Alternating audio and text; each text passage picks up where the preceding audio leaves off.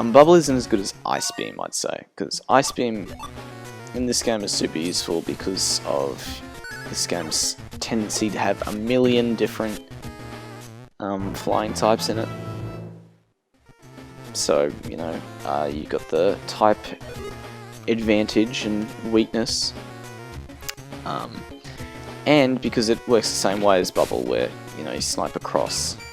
Also, this is a dangerous situation because Zigzagoon has decided to take on an Aron and is about to get itself killed because it can't fight back. And I was an idiot and I thought, oh, I'll just use Bubble, and it just hit the Zigzagoon.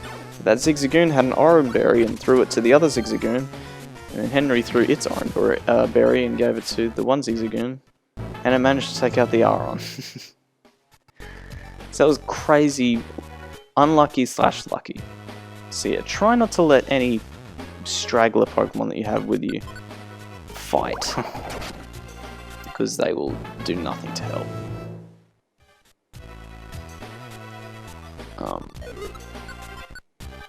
As you saw, you know, if Zigzagoon died there, we would have lost a Reviver Seed, which is not good.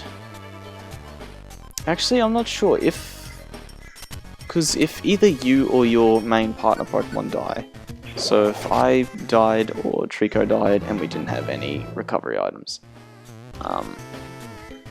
or didn't have any Reviver Seeds, we'd instantly be taken out of the dungeon. It'd be counted as a loss. We lose all our items and money, and it sucks. It's the worst. But if an extra party member dies and can't come back, I don't know if it kicks you out or not. I want to say it doesn't actually. I'm not sure though. So. Anyway, this Aron's running away, and painful, so finally we can exit the dungeon.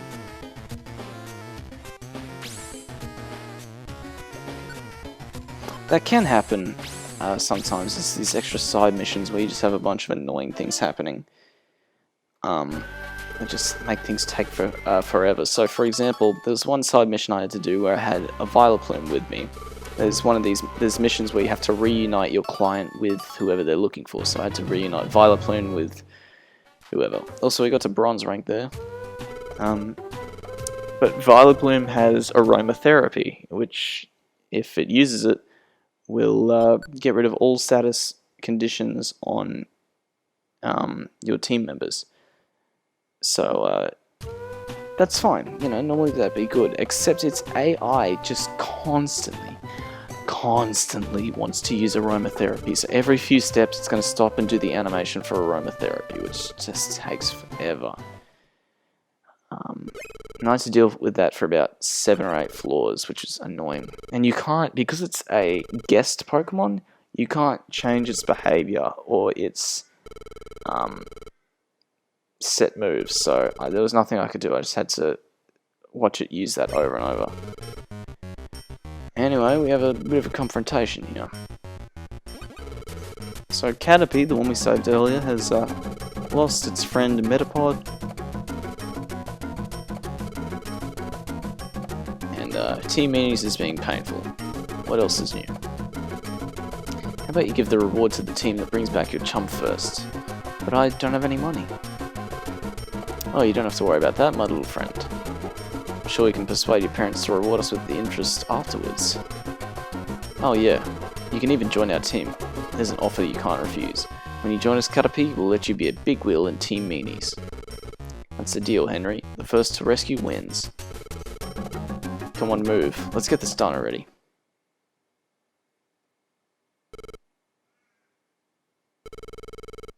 Don't worry, we'll save your friend first. YT, let's get going. What should I do? I don't have any money and I don't want to join those Team Meanies. So, Caterpie is in a predicament, and we're going to help get it out of that predicament. So. Roar. Roar is a... it's not worth one of your valuable, or one of your 4 valuable move slots. because having Roar just makes it so... what's the name? The way it works is you use Roar on a Pokemon in front of you. That's a phone. I'm going to answer that phone. You use Roar on a Pokemon in front of you, and it will instantly go flying back against, you know, the closest wall. And it will take a little bit of damage in the process. It's useful if you don't want to fight something, if you don't want to deal with something, but the chances are that, you know, even if you don't want to fight something, it might be in a hallway. And pushing it back is only going to push it back a few spaces, so it's just going to catch back up to you. So, not worth it. You only get 4 slots, so... And, you know, I'd say have at least one buffing or debuffing move. This is on your main character. 2 attack moves, and Attract. Because Attract is crazy useful. We don't have Attract yet though, but we'll be getting it very soon. So we need to get through Sinister Woods. Quickly, it's a timed race. No, there's no clock. You can take as long as you want here. You don't even have to go to Sinister Woods. You could go do a side mission if you wanted. Anyways, there are pseudo-widows in this dungeon because, you know, if you know what a pseudo-widow likes to do is they like to pretend to be trees. And what this means, if we can run into another one, is that they don't move. So you can walk right by them, they won't do anything because they're pretending to be trees. So they don't move, they look at you but they don't move. Which I think I love that. I just love the way that this game in particular does certain things with stuff that's established with Pokemon. So for example, Shiftry in a bunch of Pokédex entries is mentioned to be able to whip up powerful winds with its fans. We never see that in the games, but we do in Mystery Dungeon, where it's mentioned here, which is really neat. Well, Alakazam's supercomputer brain, you know, also mentioned here. Stuff like that. It just makes those facts a little more believable, actually seeing them in action. Anyways, you see the pseudo-widow is not moving. Which I love. It's hilarious. Also makes them pretty easy to deal with if you don't want to fight them. So, there you go. There's also Swinubs, of all things, in the woods here. Which is bizarre. Because, you know, they're Swinubs, but sure. Got a level up from it, but... here do we get... Yes, okay, Water Gun. Water Gun is just infinitely more useful than Bubble because it's more powerful. Unfortunately, it doesn't go... You know, it isn't ranged at all. It does go around corners, though, which very few moves do. It doesn't have any sort of long range on it, unfortunately, but it has more PP than Bubble.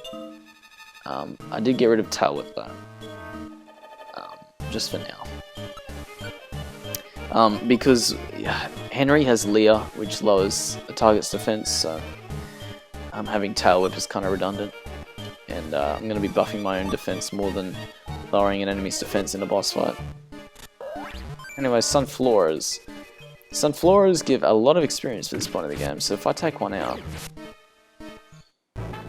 119. That's, you know, it's a decent amount for this point of the game. So if you find one, take them down because they're not that hard to deal with. Yeah, if you're a water type like I am, you may have a little bit of trouble in this dungeon because it's a primarily grass or grass-based dungeon. So you know, obviously there are rock types like Pseudo-Widow here, and the ground type like Swinub. Well, it's part ice, but you know. You know, it may struggle a little bit. So I run into this Oddish here, and you know, it does. I can't use Water Gun on it or any water type move because it's not going to do that much damage. Although the way that type effectiveness is calculated in this game is strange because even if you have a move that isn't very effective against an enemy, it will still do a decent amount of damage, you know, corresponding to your attack values, or your stats. So it's weird how it works. I'm not entirely sure how it works myself, but you know, if I use water gun on an audition here, it would still do a decent amount of damage.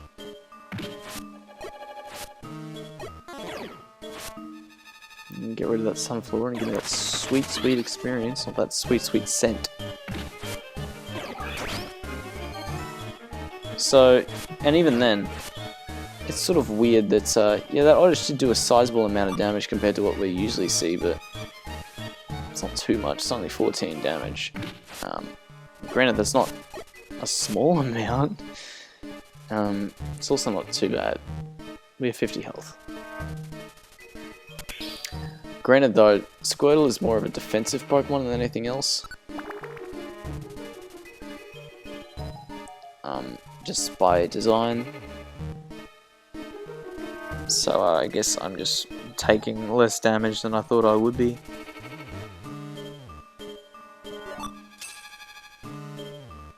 So I was at a sort of dilemma here when I was thinking about who I would get for this game. You know, who I would get to play as for this game. So I was thinking, you know, because I was a dunce and didn't pick Bulbasaur in Gen 1 in the Red and Blue Let's Play like I should have. You know, so for Gen 1's Let's Play, I picked the Water type. Squirtle, as it turned out, and I'm using Squirtle here, but oh well, this is what I got. Gen 2, I picked Cyndaquil, Fire type, because Cyndaquil is amazing, and Typhlosion is my favourite Pokemon, so I wasn't going to pass up that chance. But Gen 3, I did before both of those, because that was back on the original channel. Yeah, I just did Gen 3 first before the other two. And in that, I picked Mudkip, the Water type, which is fine, because that was the game that I did first. But yeah, I should have picked the Grass type in Gen 1, Bulbasaur, but I didn't because I'm a dunce, and in mainline I'm very lopsided and don't have a Grass type starter at all. Do I even have a single Grass type? Yeah, I do. I got Vileplume in Gen 3, and I think that's it. Yeah, that's it. Also, Cascoons don't move in this game, because, you know, they can't, they can't move. I think Silcoons are in the game as well, and they work exactly the same. But, yeah, and I thought, when I was about to go into this game, doing the Let's Play, I thought, yeah, I'd like to get a Grass type for my main character, that'd be neat. But then I also thought, this game is really unforgiving to Grass types. So I thought, yeah, I'll just go with what I'm given. And I ended up with Squirtle, so that's pretty good.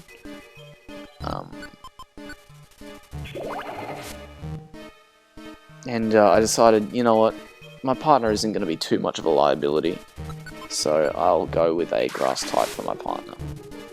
And I wasn't going to go with Chikorita, just because Chikorita stat-wise is just, well, really not too bad, but I'd rather have a, you know, Bulbasaur or Trico, and I thought, should I have Bulbasaur? No, I've already got a Gen 1 Pokemon in the form of Squirtle here. So I'll pick Trico, and so I have. Squirtle and Trico. But yeah, I figured I should have had or used a Grass type in at least one of these Pokemon games that I've done, so I thought, yeah, this would be easiest if I just do it here. Also, yeah, there's this darkness mechanic that this game sort of does sometimes, that we're seeing here, where you can't see a few spaces in front of you. Which isn't really a big deal, but it can be sort of odd. Anyway, I can't actually get to Shroomish here because Trico's in the way. So I'm really scared he's actually going to be killed here. Because yeah, he's only got 16 health.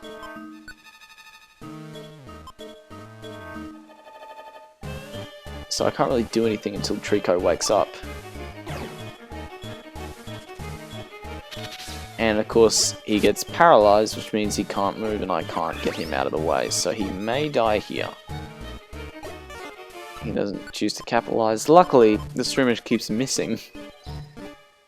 So, there you go. Anyway, Henry will be slowly recovering as we continue throughout the rest of the dungeon. I'm not sure how many floors this dungeon has, actually. I think about 10? Maybe 11 or 12, I'm not sure. But I'd just like to compare that to Mystery Dungeon 2, because Mystery Dungeon 2 has, at most, in the main game, I think it's about 13 floors in a row, without a break. Compared to this game, which, or you know, by the 4th dungeon has about, I think it's 13 floors in a row without a break. And the final dungeon has about 23 or 24 floors in a row without a break, so yeah. I think there's a lot of people who've played Mystery Dungeon 2, more people than have played this game. Just because it's, 1, it's a DS game, and 2, it's sold better. People are less likely to have a GBA game than a DS game in general. So now we get to deal with the wonders of limited inventory and how painful that can be.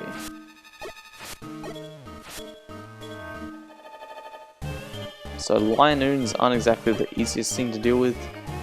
They're not too bad, but not great. So Ladybird wants to join the team. Sure, Ladybird's in the team. Didn't mean to press yes there, but sure. Anyway, Ladybird's in the team, and I keep thinking, I don't know about that. I don't want Ladybird in the team. So I said farewell to it. And I sort of thought, oh, that'd be, you know, it shouldn't be too bad. At least Ladybird will go back to a friend area or something, but no. If you farewell a Pokemon in a dungeon, I guess they just leave you forever. So it's essentially releasing a Pokemon in mainline. Granted, it's not a big deal. In fact, it's not a deal at all because I don't care. Also, we got killed by a Linoon there because Linoon's just suddenly doing a lot of damage.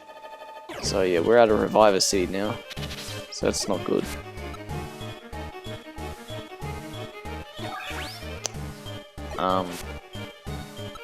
But yeah, it's not a big deal at all because I will never ever think about that Ladybird ever again. It's well, there's 2 reasons. 1, it's a useless extra Pokemon that we found in a dungeon. 2, it's Ladybird.